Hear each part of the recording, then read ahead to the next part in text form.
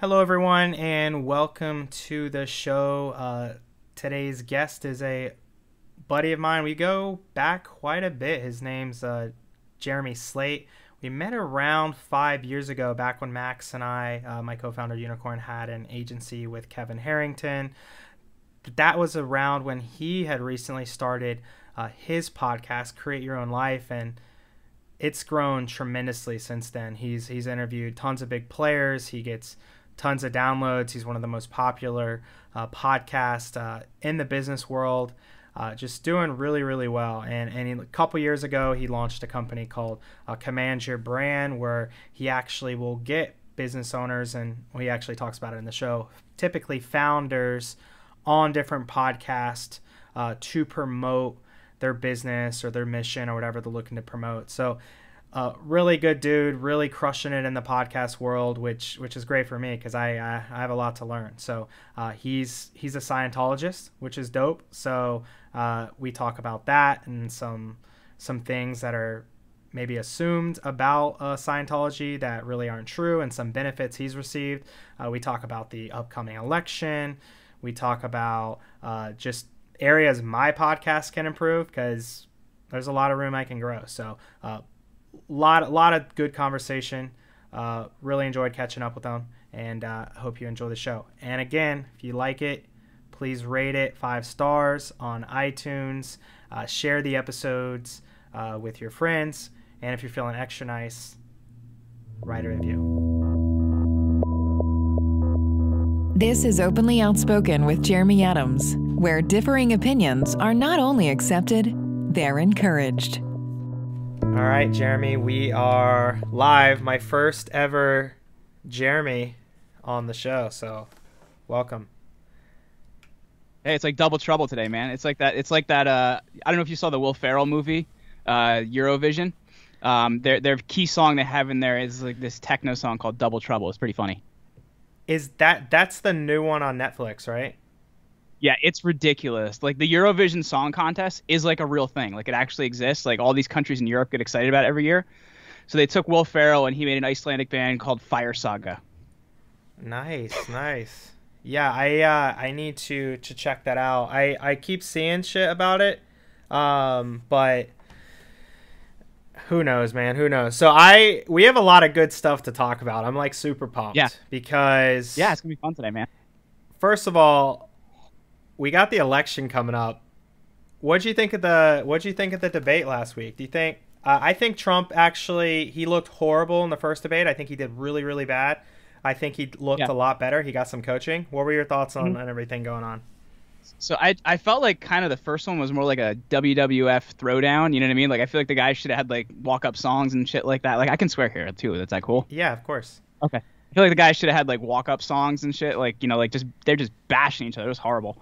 And then I thought he actually seemed presidential. I thought in the latest one, which I thought was very interesting. And he kind of asked the right questions that the moderator wasn't going to, and kind of just let Joe either explain or kind of step in it, you know? Which is what he should have done, and what he should be doing since day one is just kind of let Joe Biden, because, and again, we were talking about this a little bit pre-show, I identify as libertarian, so there's things I lean right on, there's things I lean left on. Joe Biden we're around the same age. Joe Biden's the worst Democratic candidate in our lifetime. I would agree with that, yeah. Yeah, no one knows what he's running on except that he's going to raise taxes. That's all I really know. Like, what else is Joe Biden going to do? We don't know. Allegedly, a Green New Deal, all that kind of stuff. Universal health care, but that's not going to fucking happen. Like, they're not going to we're not going to go from a privatized system to a universal health care under, like, one. Like, it's just so complex. I mean, they could take baby steps, but they're not going to implement a universal health care system. It's like, he's mentally deteriorating. He's just losing it. Did you see the clip yesterday where he was, I forget what show he was on, but he was on with his wife Jill, and they were asking him a question, and he thought he was campaigning against George W. Bush. So he answered the question about George W. Bush, and they were like, what? Yeah, I mean, and again, we're about, what's today's date? We're about a week before the election. We're 8 days away, yeah. Yeah, we're 8 days away, so we're pretty close. But yeah, Jill, his wife's actually great. Jill, I think is awesome. She's very well spoken. You just kind of, you kind of mad at Biden because it's like a little selfish that he's just like running at this point, and you kind of feel bad for him too because he's just like an old guy that like he doesn't seem like he has much longer to live, especially healthy. Like not even being mean, well, but not even that. Like I was just talking to my wife about that. Like like even Trump, he's like what 74, 75. Like how is this kind of the best we can offer is two almost 80-year-old white guys? Like how did we end up here?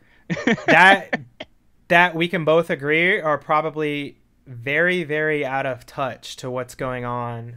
Yeah, I would agree. In society. I mean, I think, and that's what I look at Nancy Pelosi, who I think is the most out of touch. It's just, it is crazy. I am hopeful that we do get younger. I know there are some really strong looking Republicans like Nikki Haley and Tim Scott, who I don't know who the Democrats have that are going to compete with. I with love those the South Dakota governor. She's great. Kristi Noem. Yeah, she's awesome too. Dan Crenshaw. I mean, there's just some really good young Republicans. Like Mayor Pete's a solid young Democrat. That's a moderate. I don't hate Mayor Pete. I think he's a much better candidate than Biden in a general election. Former military and stuff. But I mean, I am hopeful, at least on the Republican Party. I see a lot of good young talent coming through. I think there's a really bright future. And but yeah, I mean, I know we were talking a little bit pre-show as well. I've definitely shifted right, and just kind of everything, like the lockdowns in particular, drive me absolutely insane. Have you changed politically at all in 2020? So I guess not really, right? Because like I've kind of changed, I guess, in the last 15 years of my life, like a lot. So I grew up like, hardcore. My parents listened to Rush Limbaugh all the time type of conservative. As I've gotten older, I've realized like on both sides, like just being way too party driven kind of leads us in a bad direction. So I've typically leaned right. I tend to be more conservative on like issues like taxation and, like healthcare and stuff like that.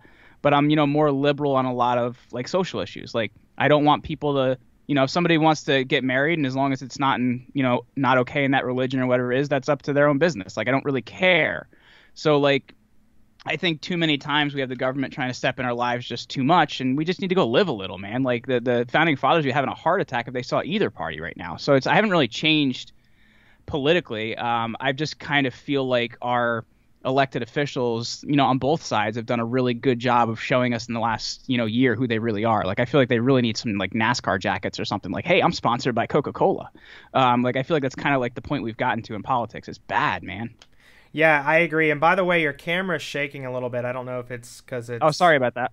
Yeah, all good. I'm getting a little excited, so I'll make sure I fix that there. Thank you for getting excited. I appreciate that. We need some excitement. But yeah, I am hopeful. Like if there's one big positive that I think the right and left can agree on with Donald Trump is that he showed us we don't need a lifelong politician to be president, which I actually think is a great thing. I'm not a fan of people that are in politics their whole life. Like it was never intended to be that way. Like John Adams was our second president.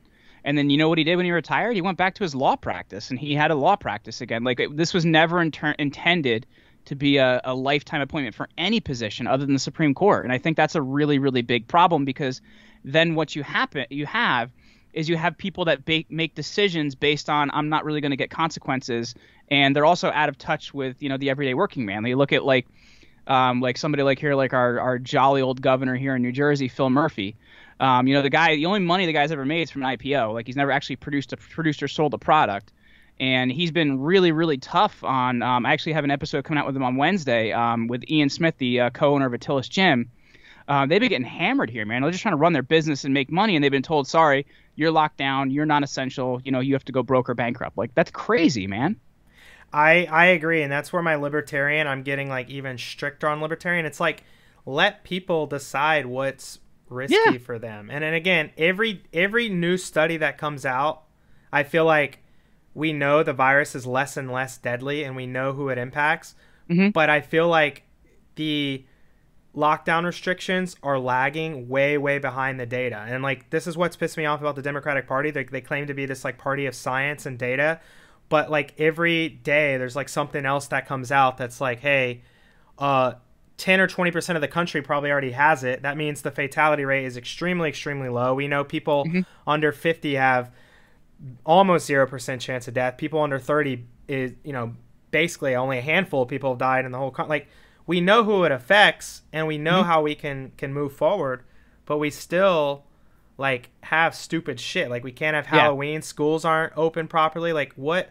It's crazy to me. Like a month ago, they were already promoting like, hey, since we all like the commercials were already promoting like, since we all can't get together the holidays this year. I'm like, dude, it's August. How have we decided that already? Like that's like 6 months away. And I can't be convinced that all the byproduct of the lockdown, that's just worse than the virus. Like everything, like not kids not being able to sit next to their friends at lunch.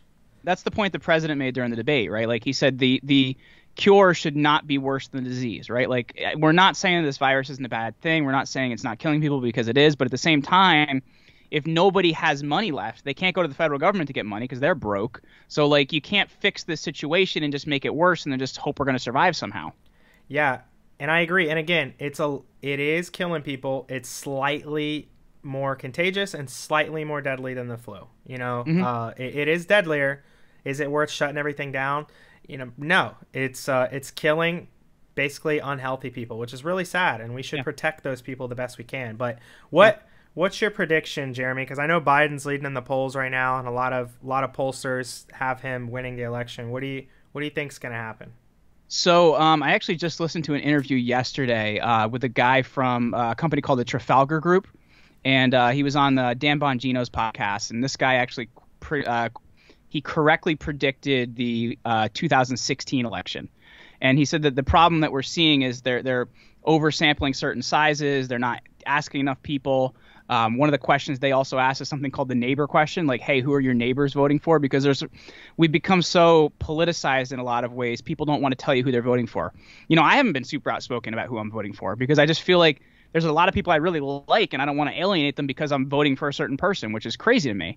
So I just think based on what I heard in this interview, he sees not only Trump winning the popular vote, but also winning a lot of the swing states. The ones he was concerned about were Wisconsin, and then also Pennsylvania, just because I didn't realize this historically. I always thought it was Illinois, but historically Pennsylvania has the most voter fraud in elections. So he was kind of concerned about that one as well.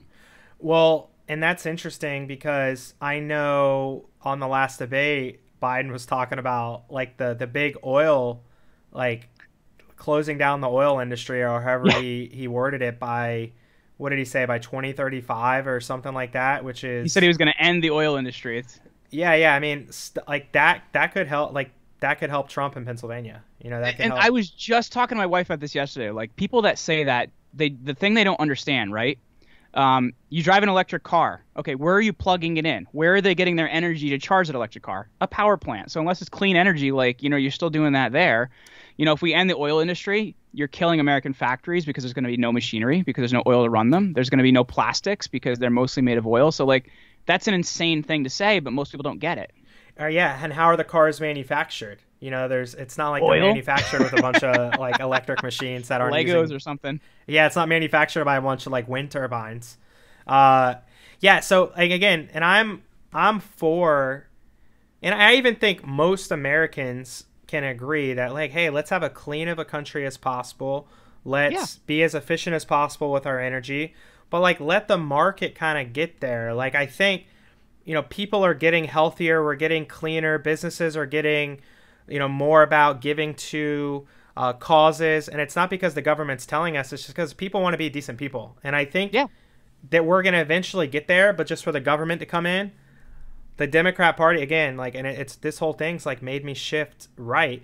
Like the Democratic Party loves coming in and putting stuff and saying, oh, COVID, you can't open your business. Oh, you're in oil, like you got to shut down by this time. It's like, hey, like let's find a middle ground where it's, yes, we want to get clean, but let's not destroy a bunch of shit in the meantime. Let's let the market get there. I can tell you, because of my manufacturing background, solar technology still has a while to go because we manufacture the manufacturing that's dirty as anything, man. Like to make a lot of the solar stuff, the chemicals they used to make it and the minerals they used to make it are just not very clean. Well, not only that, solar power just isn't.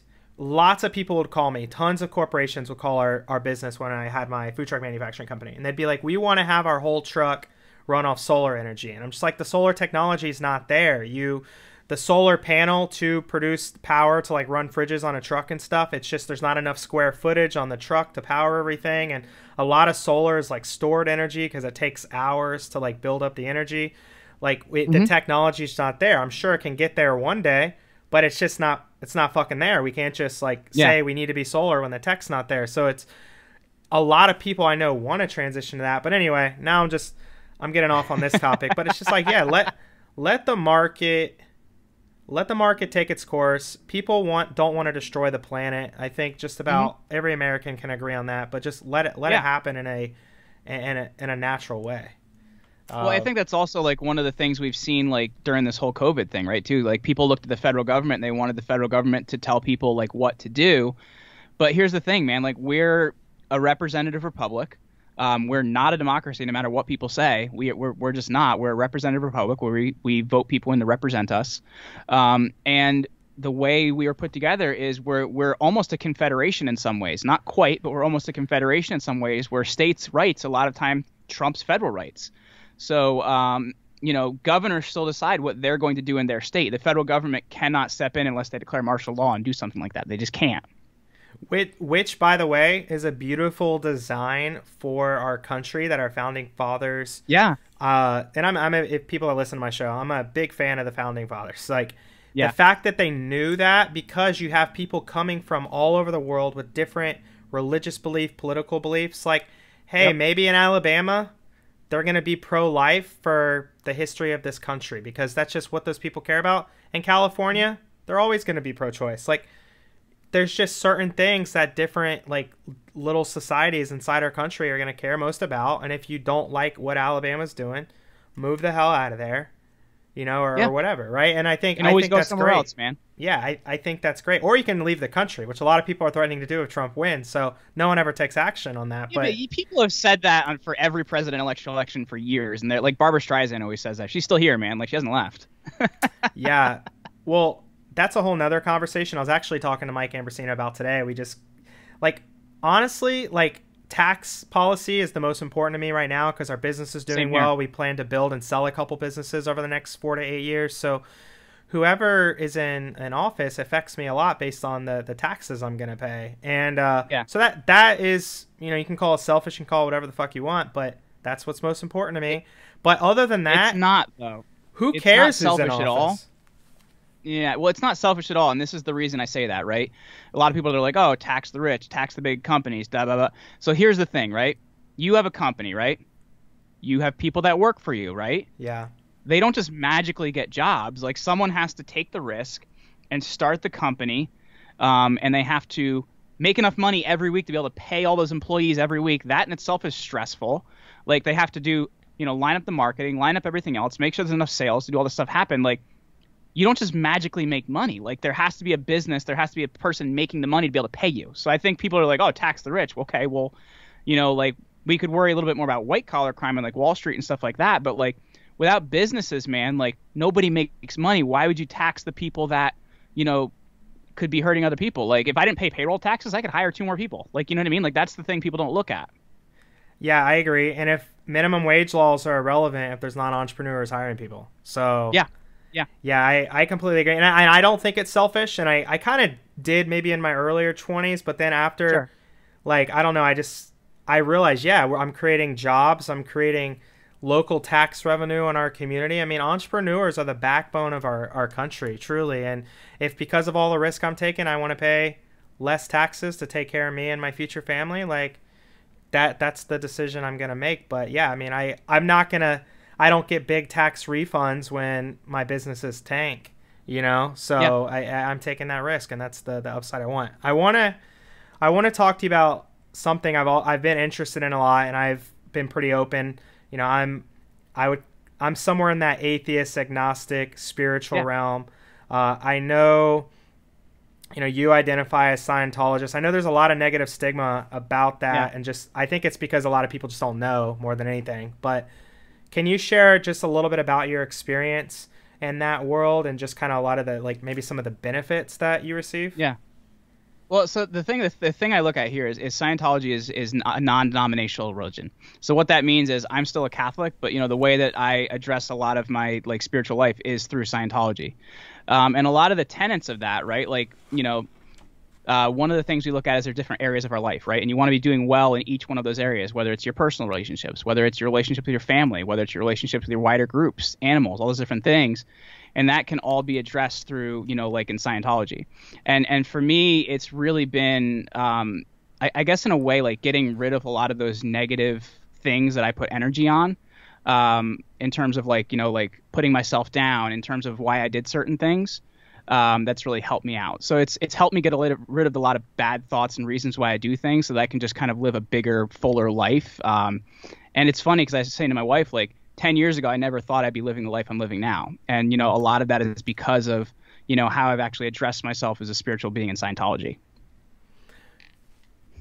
Yeah, that makes sense. I mean, what's something about Scientology that is a common belief that's just not true, or that's misunderstood? What do you think's the most misunderstood thing about it?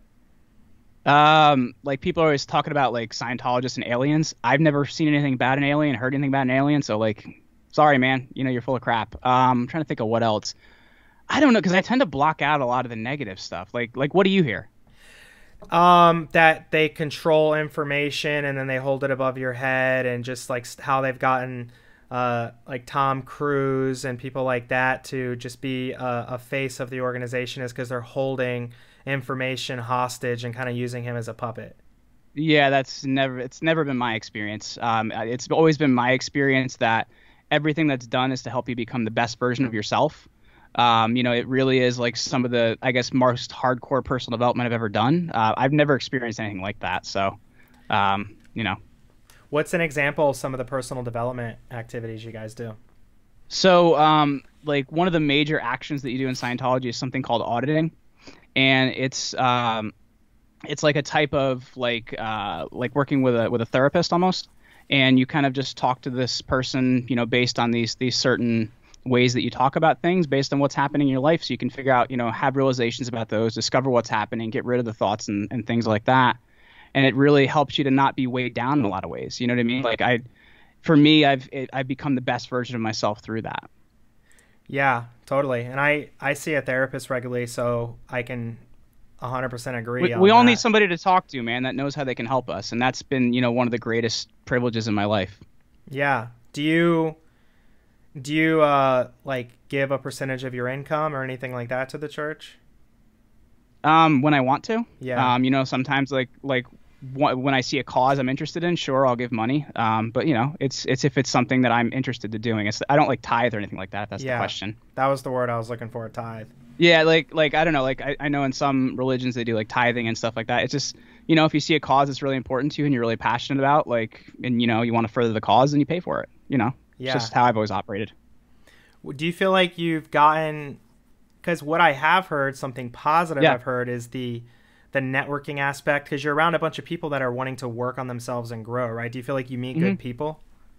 Well, I would definitely agree with that. Like anytime you're going to be around like-minded people, wherever that is, like you're going to see huge beneficial effects in your life. So like it could be, when we talked about politics, it could be in your political side that you meet people you really agree with. For me, I've met a lot of people I've really agreed with at church, and, you kind of put yourself in the right direction.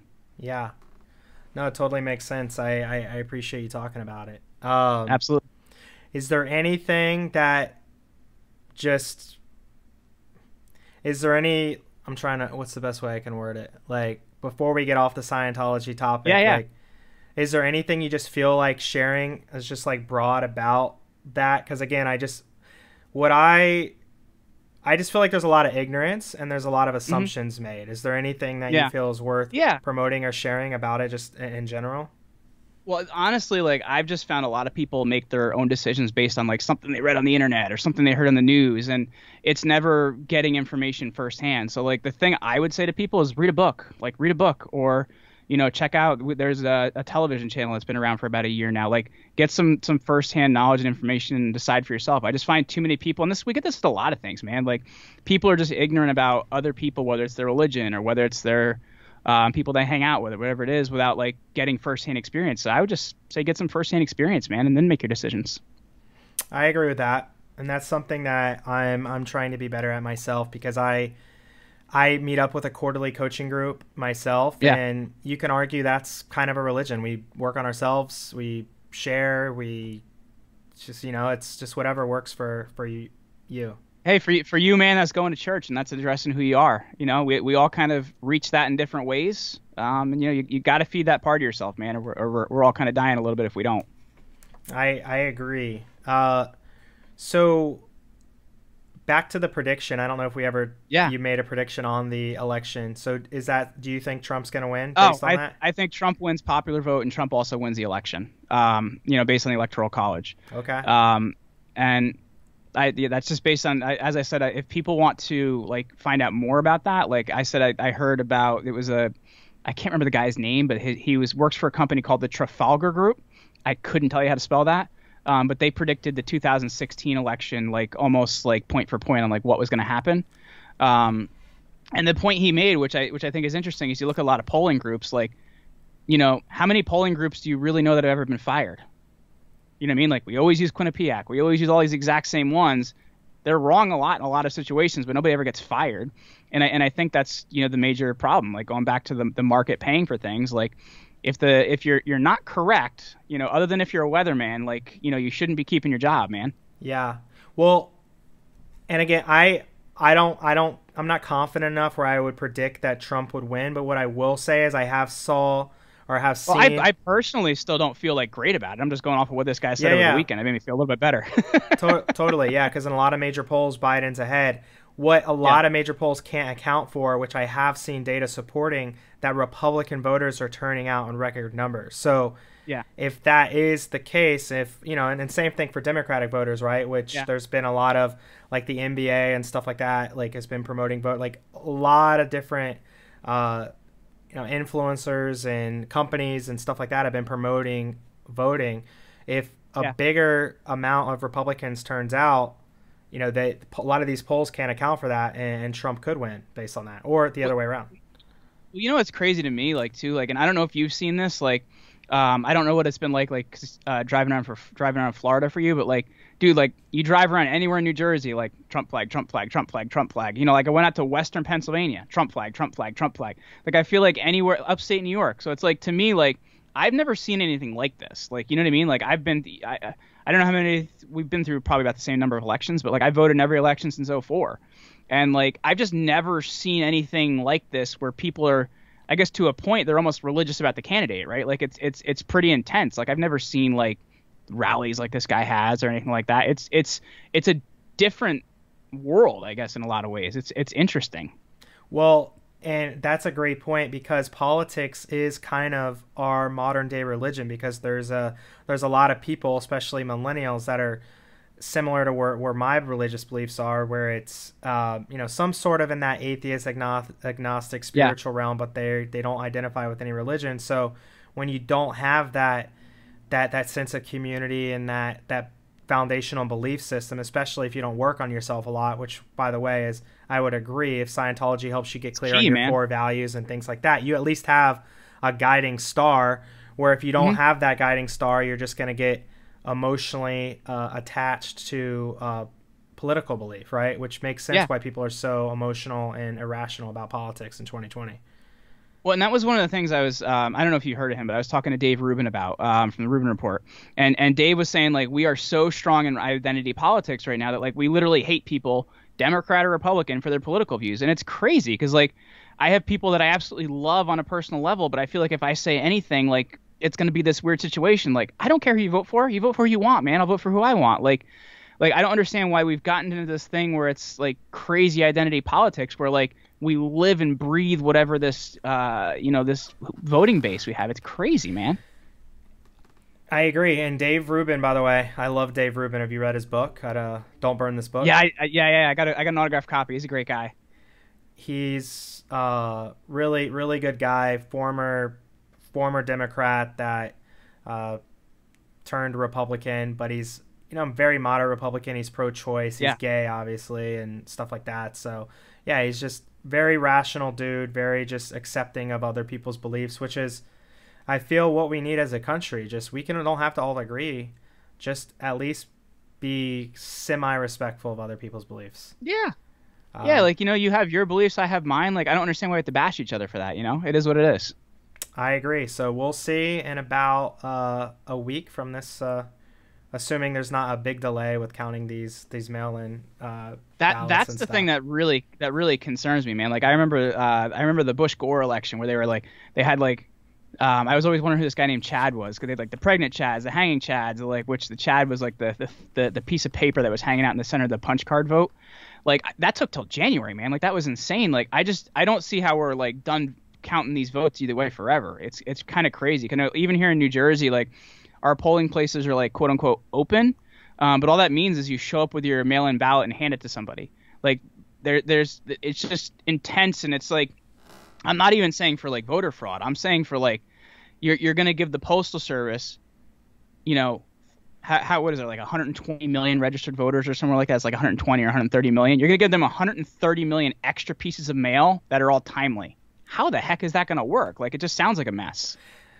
Well, if what you're saying is accurate and Trump does potentially take a commanding lead in the popular vote, it may be a little less relevant because he'll just have. But I hope it's not a crazy election either way. I would rather have a landslide either way than a month. Well, at least we have a drama. good idea. Yeah. Because you have the Republicans are going to say he stole the election. Democrats are going to say he stole the election. You're going to be like, I don't know who won. Like, what do I even do with this? What I will agree with you on is I think it's more likely for Trump to win in a landslide than Biden. I mean, I'm not buying Biden's going to win in a landslide. I think it's going to be very close, but I would be much less surprised if Trump won in a landslide. I don't think Biden's motivating anybody. That's where I do think Trump has a chance, is Trump can get these people that don't normally vote out of their seats to the voting booth. Like, who is Biden motivating to vote, or Kamala? Like, neither of them to me really are just like special. It's a very base election, and by that what I mean is neither party really cares about the undecideds and the independents right now. Both sides are just really pandering to their base, hoping that they're going to get a wider base turnout, and that's how they're going to win the election. So it's really, really interesting to me. So to just kind of, I guess, just observe and see what happens here. Yeah, that is strange. That's why, because I was wondering, I'm like, why is Trump doing all these rallies in like my hometown of Ocala, which is a big red, like big time Republican, like everybody drives the exact Trump flag trucks you're talking about. I'm like, why is he doing that? And I'm like, okay, it's to get the voters that typically don't vote out of their house to vote. Mm-hmm. Yeah. And that was another thing that like, have you ever listened to Dan Bongino before or no? I have not. Okay, so he's in I think he's in Palm Beach, but that's another thing he was saying about Florida is he ran for Senate in Palm Beach, I think like 4 years ago. And one of the things you do when you run for Senate is when you're running for the primary, they give you what's called a walkabout list, and you knock on doors, you say, hey, I'm blah blah blah, I'm running for Senate, can I get your vote? And he said one of the things they did in 2016 is they gave him this list of registered Republicans, because obviously it's a Republican primary, so that's what you're going to do. And he'd knock on doors and he'd call his campaign manager and be like, yo, you missed like 5 houses in this block. He goes, they're actually not registered voters. They weren't registered voters before this election. They just registered to vote for Trump. And I think that's a lot of what we're seeing, which is interesting, is that kind of that majority that doesn't really do a lot is now active. Yeah. Yeah. I'll just say I'm just excited to see what happens. I mean, I think it's going to be tense. I'm hopeful that we can be as respectful as possible to each other throughout the process. But I will say, just kind of all the shit, if there's one positive of 2020, I don't think it's going to be worse than all the bullshit that was going on earlier this year. So you know what I mean? Like, we're kind of, I feel like, immune to some crazy stuff. So I just feel like it'll be like, it's a little chaotic, but we've seen worse this year. So, dude, like how many things have happened this year that you always told yourself could like never happen? Like, so one of my friends was saying like, oh, I'm looking for a great horror movie. I'm like, dude, have you seen 2020? It's a shit show. You'd never believe it. Like, there's so many things that have happened this year that I've just never always told myself could never happen. It's insane. Like, I remember when they were first, I had a friend like a couple weeks before these lockdowns, it's like a super conspiracy theorist guy, and be like, oh, they're gonna lock us in our houses in like 3 weeks. I'm like, dude, that's never gonna happen. Next thing you know, we had this whole lockdown thing. I'm like, whoa. So like, I think a lot of crazy things have happened this year, man. I'll believe anything at this point. The lockdown's monster is real. I agree, and I still can't believe the lockdowns. Like I still think it's crazy, and I was shocked. Like when people were telling me a week before lockdowns, I'm like, it's not gonna happen. Like there's no way they just shut the country down, just put all these businesses out of business, and sure thing that. And I just still can't believe that. I just still it blows my mind. But we're gonna have, again, can only get better from here. Sometimes you got to hit rock bottom. You know, it can only trend upward, I believe. So what have you been up to in business lately? I know it's been a little bit since we chatted. Yeah. Maybe since COVID started, it's the first time we chatted. So I think so, honestly. Like it's been a good year for us. This has been our best year of growth since we started in 2016. We went from like only 4 people on our team to 14. So it's been a really good, thing in that way. So we've worked on a lot of our processes. We've streamlined a lot of those. I did something late last year, which you told me to do about 5 years ago. I finally did it late last year, which was hiring a sales team. Best decision I ever made. So that was like one of our big scaling factors, which has been great. We've hired a lot more publicists, so that's been good. And like I've been telling myself for years that it's like never been the right time to write a book. And I've eventually having people ask me like, why don't you have a book yet? Why haven't you written a book yet? You're doing all these interviews. Like, what are you going to do with it? So, now we're currently working on a crowdfunding campaign for my book Extraordinary, which is going to be coming out next year, which I'm super, super excited for. It's a new way to do publishing, so I'm pretty excited about it. that's awesome, man. And I will commit that our company Unicorn will make a contribution to that campaign. So we'll, Because you guys are legends. thanks, man. We try. We tell ourselves that. Can you share a little bit about your company, just for those that may not know? Yeah, so Command Your Brand is a PR firm for the podcast space. So we deal primarily in podcasts, and it's cool because as we've been growing, we've been getting higher and higher and higher visibility podcasts, which is great. But at the same time, we do it with kind of a PR spin. So my wife's been a publicist for, probably about 10 or 11 years at this point. Like, I feel like we're getting old, man. Like, when did this happen? And so in around 2016, I had this podcast that was doing really well. I was talking to a lot of well-known people, and it was getting noticed. I interviewed this Jeremy Adams guy. It was pretty intense. Yeah. And we had a lot of people saying, like, hey, can you do a podcast for me? So we started out doing podcasts, and one of the things we were doing was getting them on other shows first. And we found out that people just didn't really care to have their own show because they're busy, they're doing whatever. Because we tend to work with a lot of founders and people like that. They'd rather just go on podcasts. So we got rid of that, and we focused on just getting people on the right shows, but with a PR vision behind it. So one of the big things we're doing is making sure we get people in front of the right audience. And we've kind of developed our own like ranking metrics out there because there is no really good system to rank podcasts. So we kind of found our own and developed our own, which has been pretty good. And the thing we also do as well is we put people through a process which we call story, message, and call to action. And that helps people tie in their personal story with what they're actually going to talk about and the action they want people to take at the end. And then another thing we do as well is we teach a lot of our clients like content repurposing, because I find so many times like there's this confusion between like PR and marketing, and people think that everything's marketing, when actually like PR is creating trust and it's creating the pieces you can market. So then we actually teach people what to do with all this content they're creating, after they create it. That's awesome, man. So just to be clear, if I wanted to promote my company or my podcast, you would help me get on other shows to promote it. Yeah, and we're going to find out like exactly who you need to be in front of and make sure we're getting you on the best visibility shows to do that are going to like really be your tribe. Does everybody reach out to you and say, can you get me on Joe Rogan? Oh, everybody. And, it's one of the, Joe Rogan and Tim Ferriss and Lewis Howes are some of the choosiest podcasts out there, but they're the one everybody wants to be on. And so one of the things we have the conversation with clients is this about vanity or is this about helping your people? And that's why we kind of figure out, well, that's a cool show, and maybe some of your people are listening to that, but it's actually, let's find out exactly who you want to be in front of and let's find the right shows for that. But like, yeah, everybody wants to be on Joe Rogan. Everybody and their mother.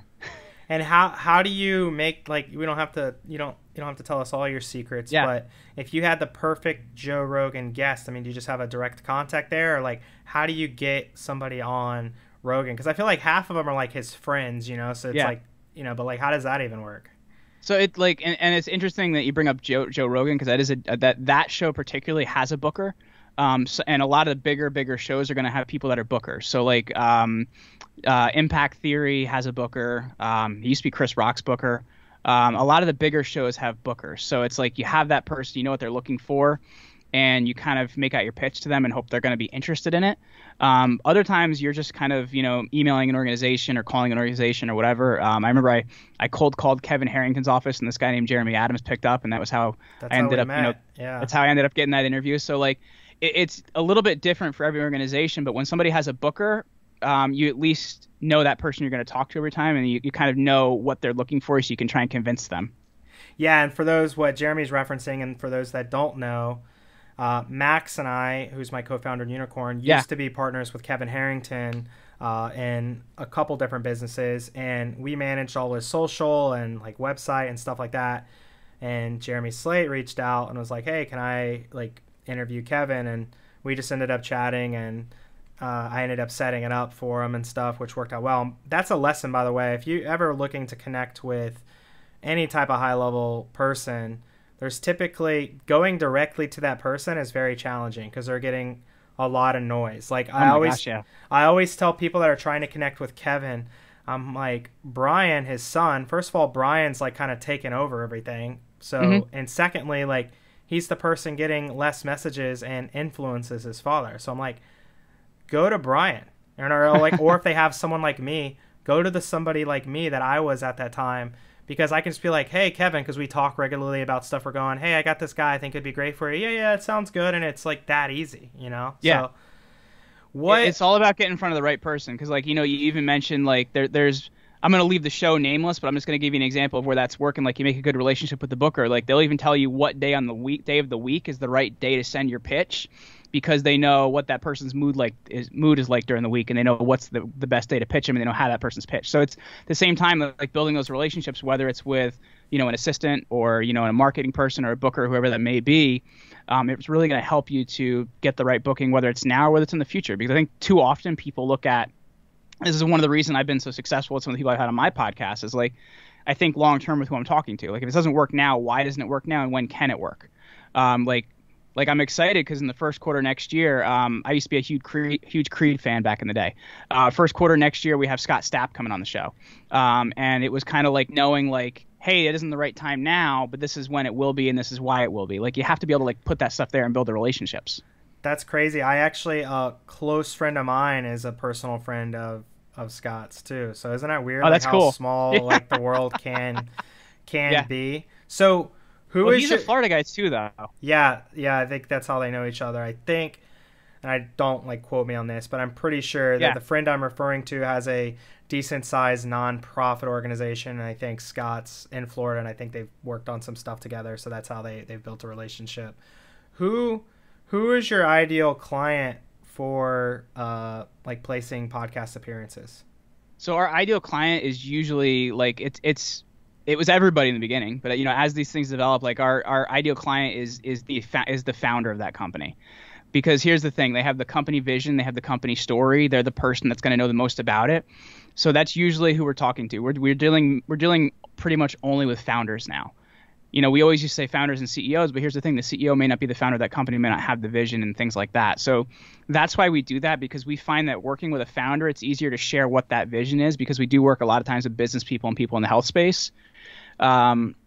We've found it's easier to share that vision. We've also found it's easier to get that booking when the person is the founder, rather than it's just like, hey, the marketing person wants to go on some podcasts. Well, cool. The host probably isn't going to be that excited about that. Yeah. So we found for us, it's actually easier to represent founders. And that's, why we've been working with a lot of founders, and whether it's the marketing space or the tech space or the health space, that's really a lot of what we've been working with.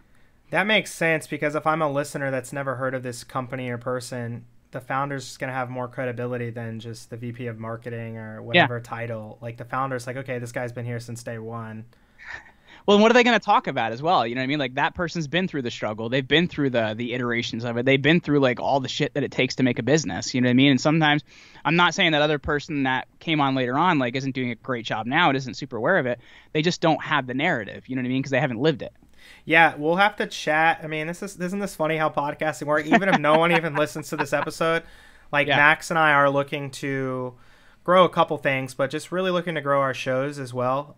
Just because I feel like, kind of like you mentioned your book, 2020 has been interesting for me. Business-wise, we're doing better than we ever have. I feel like I'm getting healthier than I've ever been. I launched my podcast finally just because I was like, that's why I named it Openly Outspoken, because like, this is some bullshit going on. There needs to be somebody, just even if people don't agree, at least I'm like, I think the bravest thing is just have an opinion. So we'll have to chat. I think there's some opportunities for you to help us with what we have going on. Speaking of the podcast industry, what do you feel like as the state of the podcast industry? Is it too flooded? Is it just at its early stages? Like, you've been in the business for a while. What do you feel, or just like, where do you feel the state of the industry is? I feel like it's still a really great opportunity. We just went over 1 million shows in April. I haven't seen a recent number there, so it's got to be around like 1.2. And I'm talking about 1 million shows in Apple Podcasts, which is still kind of the biggest one out there. Spotify is growing, and it depends on who you ask, but their market cap is still around 10%. They like to say a lot more than that. It's funny because even iHeartRadio has like their billboards are like the largest podcast host. It's like according to who? So like right now, according to Libsyn, Apple Podcasts is still the biggest host. So, there's over 1 million shows in there. So it's still a really great opportunity to have a podcast. But the point is, like, you can't do the same exact show everybody else is doing. Like, John Lee Dumas did a great job with starting Entrepreneur on Fire, but there's like 250,000 people, if not more, that are trying to do the exact same show. They ask somebody their story, they do a couple questions, and they go to the lightning round or the fireworks round or whatever the hell they're going to call it. So, like, there has to be a reason for people to build a relationship with you. There has to be a thing that's different about you, right? Like, and that's what you're talking about, being opinionated. There's more people that need to be opinionated in the podcast they're creating. You can't just be fluffy. Like, there has to be a reason for people to stick around and be interested in you and want to build a relationship with you. So I think it's an amazing opportunity for somebody that's willing to be different, willing to actually be who they are, and not looking to rip other people off and just kind of make their own content, because there has to be a reason for people to want to follow you. And it's interesting too, because I've actually seen a lot of brands using podcasts in a way that you wouldn't think of. They've been doing a lot of internal podcasts for like their own team, for like, keeping their, I've seen this in bigger organizations. Like I'm thinking of a couple Canadian companies particularly that I saw doing it, but they're doing internal podcasts to keep their team engaged and to really build more engagement there. So if you know how to use it, there is a huge opportunity in the podcast space. You just can't start this because you're like, all right, I'm going to monetize and make a whole bunch of money, because you're not going to be Joe Rogan. Like 99.99999% of people are never going to be that person. So you have to understand like why you're doing this, and it should be to promote something else you're doing. Or if you're creating engagement for your team and your employees, that's another great opportunity that a lot of people aren't doing. Yeah. Okay. I like that. Yeah. And actually why I had you on, Jeremy, was for a free consulting session here. So what if there's something you would recommend to me, like, just because you're going to be episode 15, which we're growing at a nice trajectory, and like I said, we're going to be investing and growth, and I'm getting better every week, and I'm just navigating it the best I can based on my very limited knowledge of the space. What would you recommend to somebody like me who's early in the show? I would just say keep doing what you're doing, man, because this show is just very uniquely you. Don't try to change with the wind and do what anybody else thinks you should do. You keep doing you, and you'll continue to have some incredible conversations. And it's going to the thing I would tell you is, if you feel organically on your own that you're starting to develop more of a direction, it's starting to change, don't be afraid to explore that. But I think a lot of times people can be too afraid to explore that and take a look. Like where my show started, like, where we've kind of changed quite a bit in where we are, like it was when I looked at Create Your Own Life, like there's a lot of people that have created their own life, and I'm sure they've done a great job, but they're just not somebody I'm interested in interviewing. So you have to kind of take a look at your purpose and where it is. And if it changes and develops and you get more clarity on that, that's cool. But don't do it because somebody other than your listeners, because if your listeners tell you, then there is a reason to change that. Don't do it because somebody other than your listeners told you to do it. Yeah. See, and that's you've known me for, I guess we have known each other about 5 years now. Yeah, if not longer. I love talking about all types of things. Like, I'm a generalist at heart. Like, I love talking about sports, politics, personal development, just emotions, business. I obviously love business, marketing. So I just kind of like talking about whatever I feel like that day. Yeah. And my target demo is just going to have to be somebody that's a little wild and crazy and likes talking about a lot of different subjects, because it's challenging for me. I'm like, maybe I should niche this thing down. And then like the next day I'll be like, hey, I'd love to talk to that guy about this subject. And then it's just like, it had nothing to do with last week's show. Right. And it feels good for me because I love learning about all these things. Like I literally, in your bio, it reminded me, I'm like, oh yeah, you do business with your wife. I'm like, I'd love to do a whole episode on people that work with their spouses. I was like, that would be so fun. She's the brains behind everything, man. I'm just the I like to talk a lot and be in front of cameras. She's the brains behind everything. Without her, none of this stuff works. That's a great answer. What if, because I envision, like, I'm not married, but I do envision when I do get married one day that we're going to work on stuff together. I don't know what the dynamic's going to be, but for somebody that wants to do business or work with a partner or a spouse, what would you recommend is the best way to do that successfully? Well, so here's the thing, right? Like, you've probably seen people that date, or probably that people that are married that are at each other's throats. Those probably aren't two good people to be in business together. I'm just going to point that out because they're never going to agree on anything. Like my wife and I have always been like best friends. We've always we understand each other's thoughts. We understand why we do certain things. Like we get along really, really well. And I guess on the other side of it, like I don't quite understand how people, if they do get along that well with their spouse, don't work with them, right? Because like then you understand why something's being done. You understand hey, why we can't go on vacation till X date, or like we went away last year and we saw 5 different countries in Europe when it was part of a speaking gig that I did, which was super cool. So like you can kind of weave your life into a lot of what you do. And I don't know, like we don't really shut it off. You know what I mean? Like we'll have times where we don't talk about business for I wouldn't say a whole day, like that doesn't happen, but for hours. But then, like, hey, she might wake me up in the middle of the night and be like, I had this brilliant idea. We need to write it down because this is going to work really well. So like, I don't know, you have to be as excited about what you're doing and kind of see this as the direction for your life and the vehicle of where you want your life to go, and kind of be on the same team on it.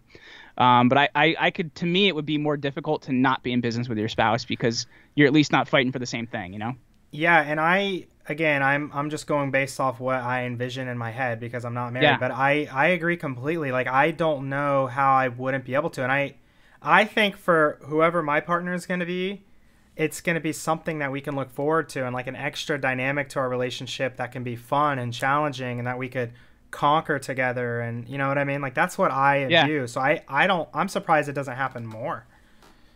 Yeah. Well, and my wife's my balance, honestly, too, because like I'm like kind of the like, let's cut a video once and just go for it, or let's just do it. And she's like, all right, so we're gonna sit down, we're gonna plan this out. This is step 1, this is step 2, this is step 3.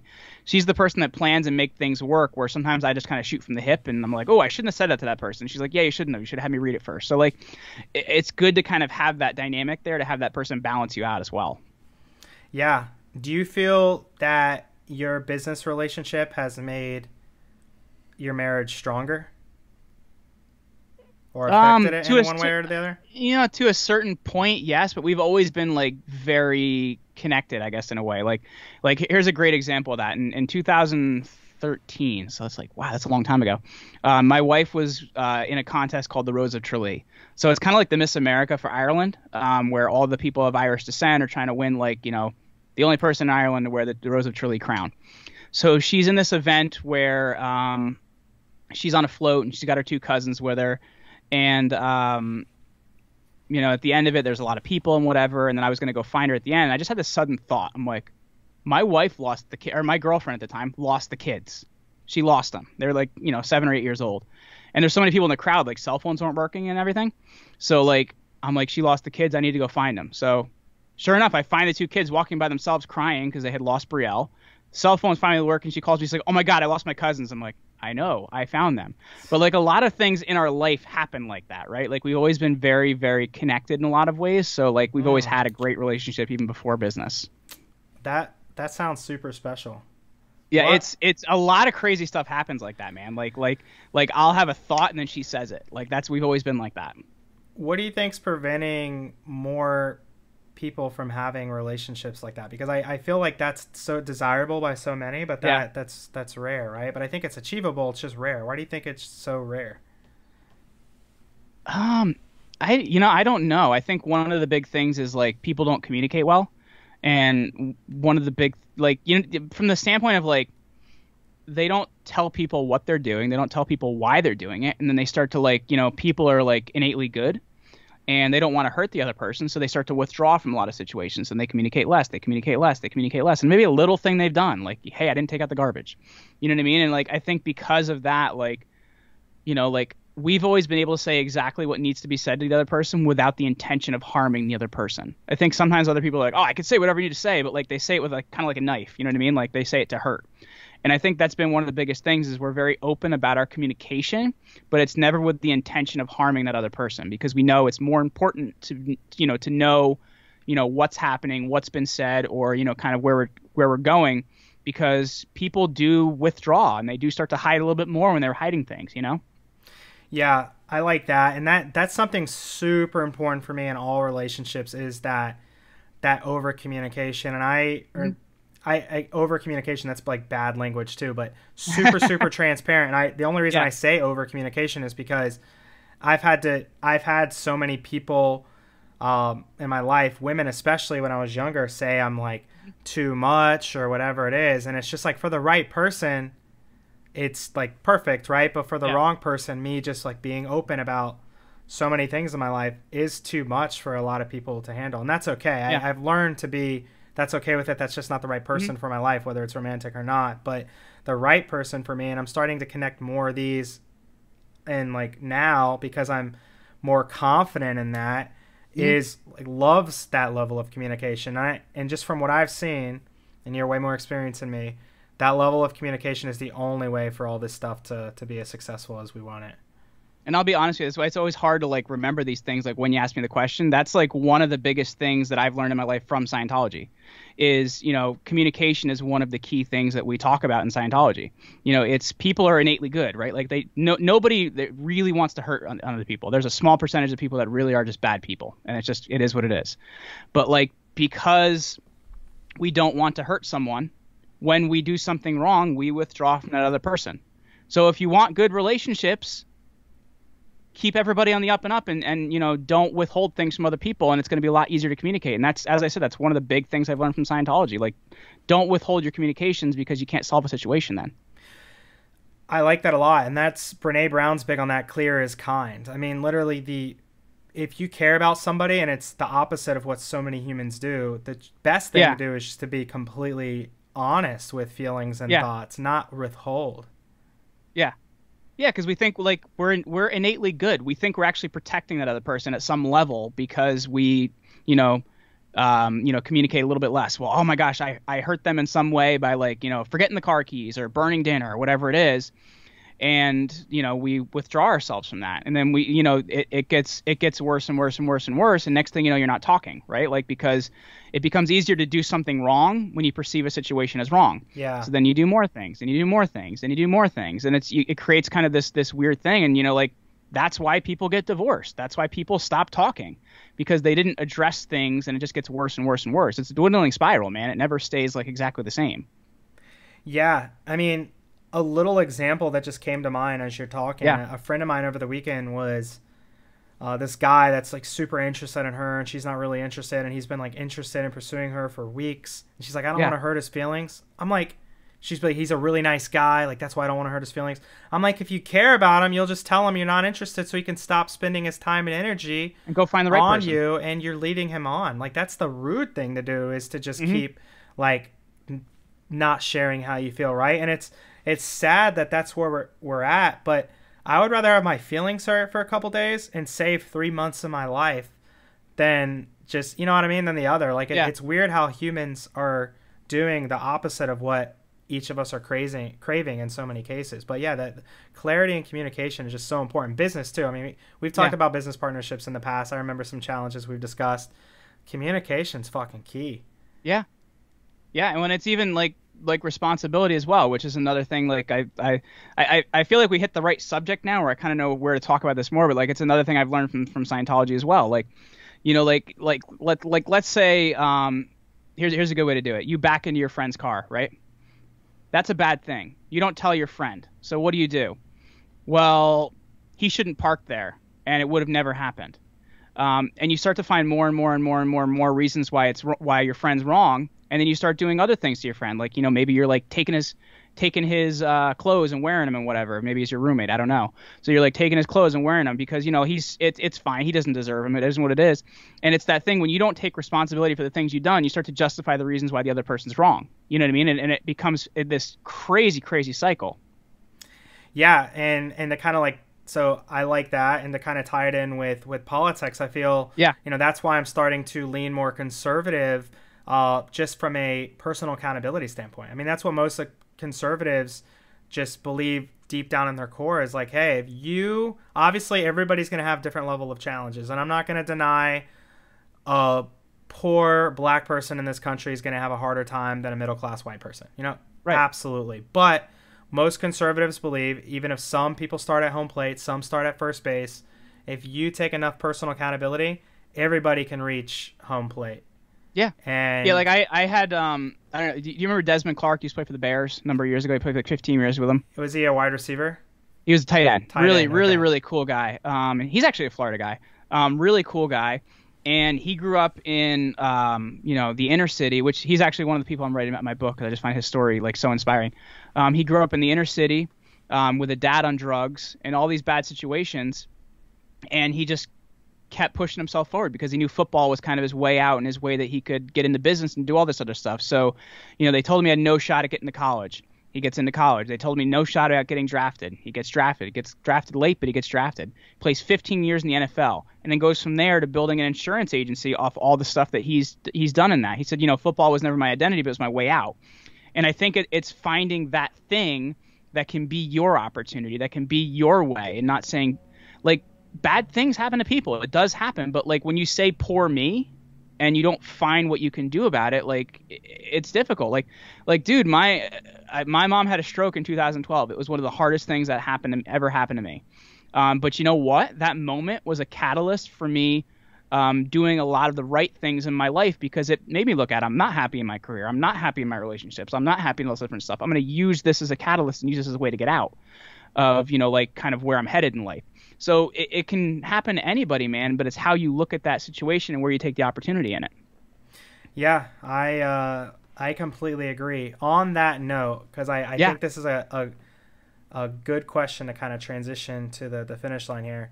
What do you feel like is, obviously 2020 has been an interesting headache for most of us, I'm sure, but what do you feel like is the biggest one or two blessings or positives that have come out of this year for you?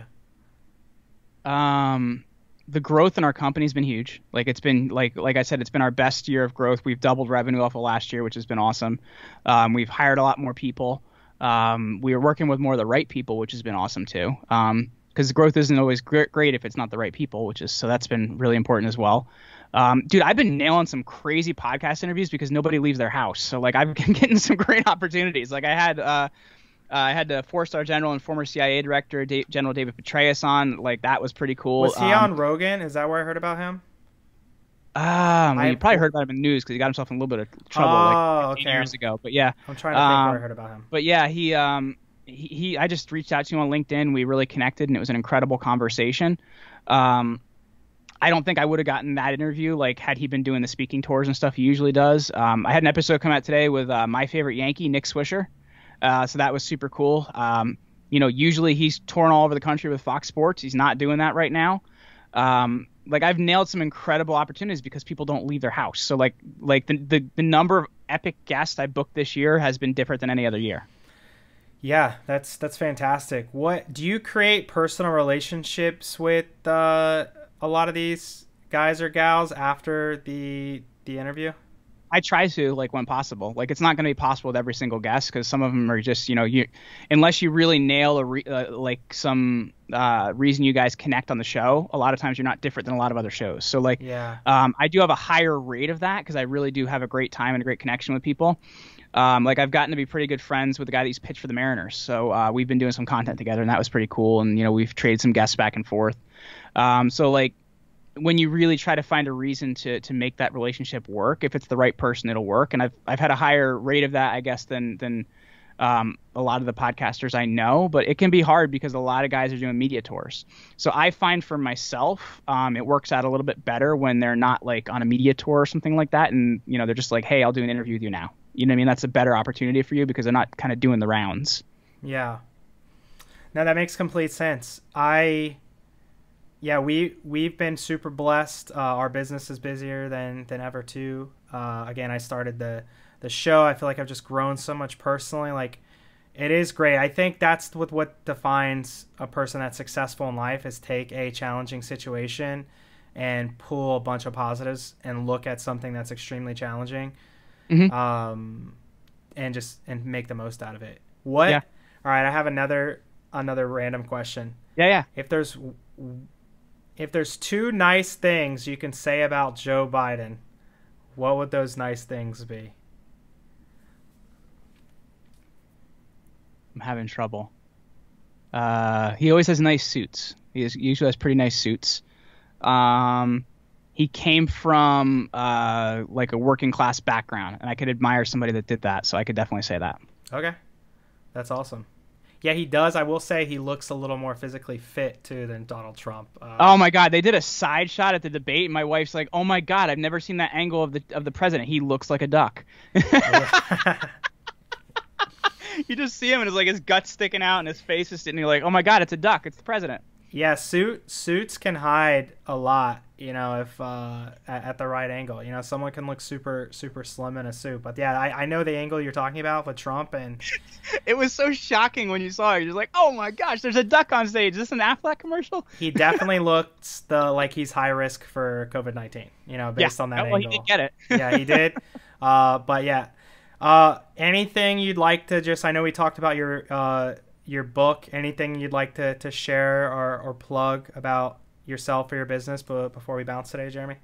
Well, the book's just been a really, really big deal for me right now. So we're doing it in a different way. I'm working with a company called Lifestyle Entrepreneur Press, my good friend Jesse Krieger, but we're also working on a platform that he uses called Publishizer. So we're doing this book as a crowdfunding campaign, which is kind of cool because a lot of times when you go into working with a publisher, as an author, and I've been researching this for a couple of years, and I've always kind of run up against this. A lot of times, unless you have a really epic literary lawyer, you lose a lot of your rights to written work and stuff. So, like, you can have that kind of problem. So when you do it as a crowdfund, we're raising $10,000 to do the book, and because of that, we get all the distribution and all the relationships and stuff that you would get working with a publisher like we are, but you own all the rights to everything because you're coming up front. And now here's the other thing that's really exciting too. Is it also builds a community of people for when you actually launch the written book, and all those pre-sales and everything else you do count as day one sales. So when you are going to go for a bestseller list, like we have a goal to make a bestseller list, like a New York Times or a Wall Street Journal or something like that, these are really going to help you to propel that forward. So it's a really interesting and unique way of doing that. So like we're really looking for people to support that. So if they could, it would just be so awesome. And the way they can actually do that is by going to publishizer.com/extraordinary. The book is called Extraordinary. It's about all the incredible, extraordinary individuals and the things that I've learned from them from my podcast. So it's just really exciting stuff. Awesome, man. Yeah, thanks for sharing. And we'll definitely have links and notes and social posts. And like I said, we'll make a contribution as well on behalf of Max and myself and the Unicorn team. So awesome, man. I just appreciate you guys. You've always been super helpful to us. As I said, like I should have listened to you 5 years ago and hired a sales team sooner because it's been one of our keys to growth. So just appreciate you guys. Yeah, of course, man. Glad, even if it's 5 years later, I'm glad something I said was helpful. I'm a little slow, man. No. I mean, dude, that, by the way, you've probably learned this in your growth journey. Sometimes we're just not ready to hear things. 100%. I mean, there's things that I'm figuring out now that I've been told probably 1,000 times in my 20s. Yeah. You know, and it's just like, oh, okay, now I kind of see why they were saying that, right? So you got to be ready to receive that, and those things kind of hang around until you're ready, man. That's just how humans' brains process shit, and hopefully I just continue to pay attention to the good ones, and I think I'll be on a good track. So, but thanks for being on today, man. Enjoyed it. Absolutely. Thank you for having me, man. Thank you for listening to Openly Outspoken with Jeremy Adams. If you haven't already, make sure you subscribe to the show on your favorite podcast player so you get updated when new episodes are live. If you enjoyed this episode, the best way to support is to leave a 5-star review and share the podcast with people in your life that you feel would benefit from these types of discussions. Visit openlyoutspoken.com for additional details on the show. Find out how to connect with Jeremy on social media and learn more information about Jeremy's personal and business life. We'll see you next time.